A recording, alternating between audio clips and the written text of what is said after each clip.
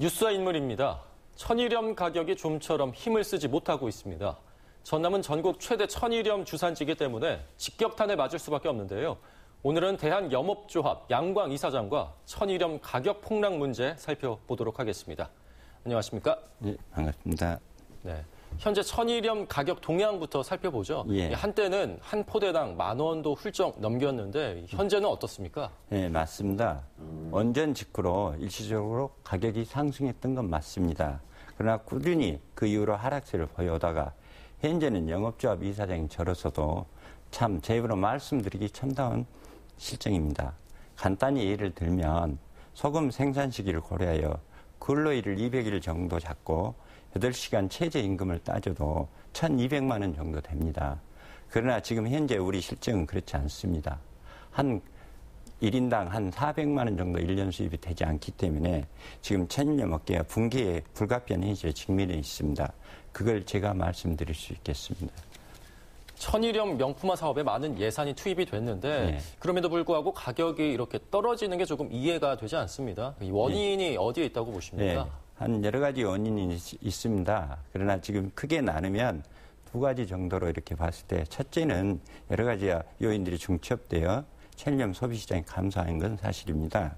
예를 들자면 정부 저염 정책, 엘빙 문화로 인한 저염 문화 확산, 김장 문화 또는 장문화의 쇠퇴, 경기 침체로 인한 1인 가구 증가로 예식 문화가 증가했고 중국산 김치의 사용들이 늘고 있습니다.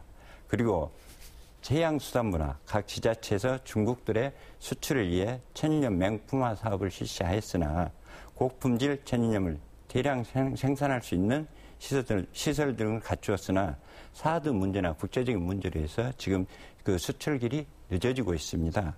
그래서 이런 부분이 여러 가지로 지금 어려움을 겪고 있어서 가격이 하락하는 원인이 될 수 있습니다. 단기적인 대책으로 정부가 수매에 나섰는데 사실 지난해에도 정부의 수매가 그렇게 크게 효과를 거두지는 못했습니다. 최근 정부를 접촉한 것으로 알고 있는데 어떤 건의를 하시고 또 어떤 답변을 얻으셨습니까? 예, 그렇습니다. 어떤 정책이든 모든 충족을 시킬 수는 없습니다. 그러나 지난해 수매의 가격은 지지 효과가 있었으면 분명히 말씀드리겠습니다. 지역 간담회나 지자체 대책 회의 등을 통해 다양한 의견들을 수렴하여 예를 들면 김치 제품 등 소금 원산지 표기라든가 정부 비축 수매에 대해서 확산을 통해 수매량 확대, 천일염 소비자 확대 등을 단기 정책보다는 유통구조 개선과 천일염 육성을 위한 중장기 대책을 지난 14일 날 지자체에 함께 건의했습니다. 그래서 해양수산부는 7월 말까지 대체 방안을 마련하기 위해 저희에게 알려주기로 통보를 받았습니다. 네.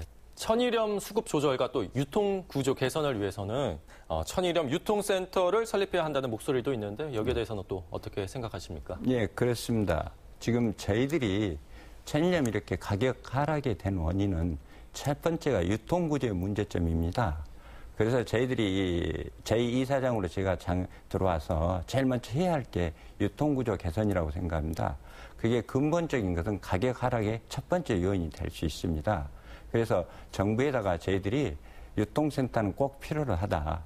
이 부분에 대해서는 꾸준히 제 임기 동안 유통센터를 해서 우리 천일염 가격 하락에 대해서 유통구조를 바로 세우려고 정부하고 계속 밀접을 하고 있습니다. 그래서 이달 말에 그 부분도 아마 어떤 대안점을 마련해 주는 걸로 제가 알고 있습니다. 네, 지금까지 대한염업조합 양광 이사장이었습니다. 네, 감사합니다.